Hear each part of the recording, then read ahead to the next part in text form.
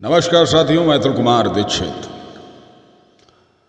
भारत के अंदर सामाजिक व्यवस्था के तहत शूद्रों, अछूतों की हालत बहुत ही दयनीय थी,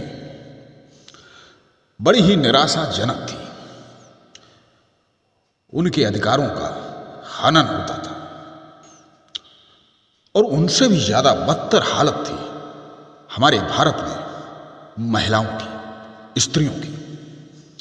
और इन सब के लिए खेवनहार, तारणहार इस भारतीय भूमि पर अवतरण दिया बाबा साहेब डॉक्टर भीमराव अंबेडकर जी।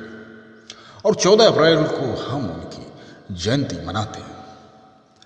एहसानमंद होना चाहिए, उनके हम कर्जदार हैं जो उन्होंने इन वंचित वर्गों के लोगों के लिए कुछ किया और उन्हें सम्मानजनक जीवन जीने का हक प्रदान किया।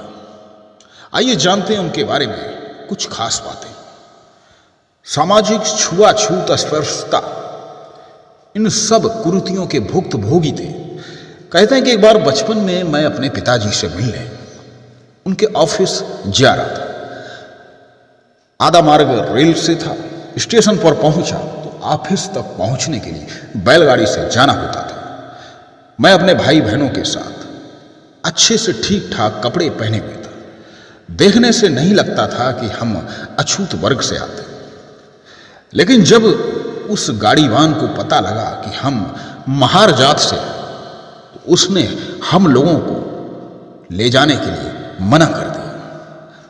लेकिन दयावान था स्टेशन मास्टर, जिसने हम बच्चों को अपने पिताजी के ऑफिस तक पहुंचने में मदद की।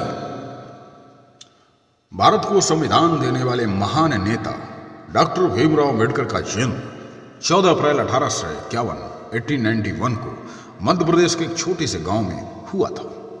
डॉक्टर भीमराव अंबेडकर के पिता का नाम रामजी मालोजी सकपाल और माता का नाम भीमाबाई था।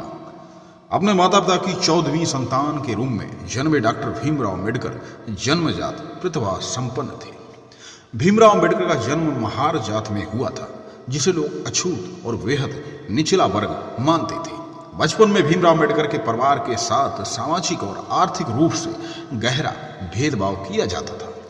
भीमराव अंबेडकर के बचपन का नाम रामजी सकपाल था। अंबेडकर के पूर्वज लंबे समय तक ब्रिटिश ईस्ट इंडिया कंपनी की सेना में कार्य करते थे और उनके पिता ब्रिटिश भारतीय सेना की मऊ छावनी में सेवा में थे। भीमराव के पिता हमेशा ही अपने बच्चों को शिक्षा पर जोर देते थे। 1894 में भीमराव अंबेडकर जी के पिता सेवानिवृत्त हो गए और उसके 2 साल बाद अंबेडकर जी की मां की मृत्यु हो गई। बच्चों की देखभाल उनकी चाची ने कठिन परिस्थितियों में रहते हुए की। रामजी सकपाल के केवल 3 बेटे बलराम, आनंदराव और भीमराव और 2 बेटियां मंजुला और तुलासा ही इन कठिन हालातों में जीवित बच पाए थे। अपने भाइयों और बहनों में केवल अंबेडकर ही स्कूल की परीक्षा में सीखने और पढ़ाई में गहरी रुचि होने के कारण भीम बॉम्बे के प्रतिष्ठित एलिफिस्टन हाई स्कूल में दाखिला लेने वाले पहले दलित बन गए थे। बाद में उन्होंने 3 साल के लिए बड़ौदा राज्य छात्रवृत्ति जीती और न्यूयॉर्क में कोलंबिया विश्वविद्यालय स्नातकोत्तर की शिक्षा पूरी की। उन्होंने जून 1915 में अपनी एमए की परीक्षा पास की और अपना शोध जारी रखा। भारतीय समाज, अर्थशास्त्र और इतिहास के साथ काम करने वाले 3 महत्वपूर्ण शोधों को पूरा करने के बाद डॉक्टर अंबेडकर ने लंदन स्कूल ऑफ इकोनॉमिक्स में दाखिला लिया, जहां उन्होंने डॉक्टरेट थीसिस पर काम करना शुरू किया और वह अगले 4 साल तक लंदन में रहे और 2 डॉक्टरेट की पढ़ाई पूरी की। 1924 में उन्होंने भारत में जाति व्यवस्था को उखाड़ने के उद्देश्य से बहिष्कृत हितकारिणी सभा की स्थापना की। संगठन ने सभी आयु समूह के लिए मुफ्त विद्यालय और पुस्तकालय चलाए। डॉक्टर अंबेडकर ने दलितों की शिकायतों को अदालत में ले गए और उन्हें न्याय दिलाया। उनकी विद्वता का ही परिणाम है कि अपनी टीम के साथ उन्होंने भारत को सबसे बड़ा लिखित संविधान दिया और हम सभी को सम्मान परक जीवन जीने का आधार प्रदान किया।